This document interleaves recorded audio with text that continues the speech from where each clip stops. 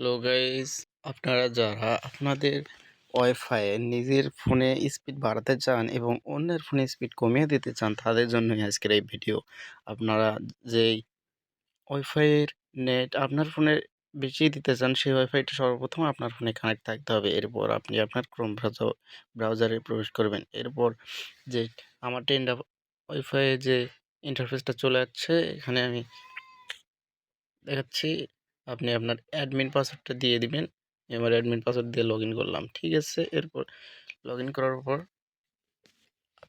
আমি দেখতে পাচ্ছেন অ্যাটাচ ডিভাইস, এখানে আপনার কয়টি ডিভাইস কানেক্টেড আছে তা দেখা যাচ্ছে। এখানে আপনি কিভাবে এখন করবেন সেটা আমি দেখাচ্ছি। আপনি ভাবে করবেন, আপনার ডান পাশে উপরে থ্রি ডট, এই থ্রি ডটে ক্লিক করবেন।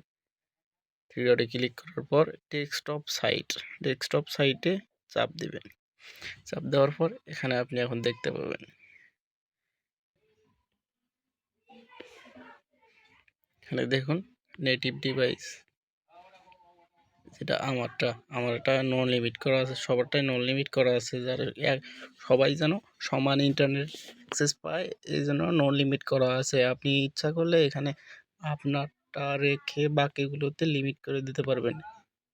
এখানে চাপ দিবেন, 128 KB, 256 KB, 512 KB, এভাবে আপনি যেখানে ইচ্ছা কমিয়ে দিতে পারবেন।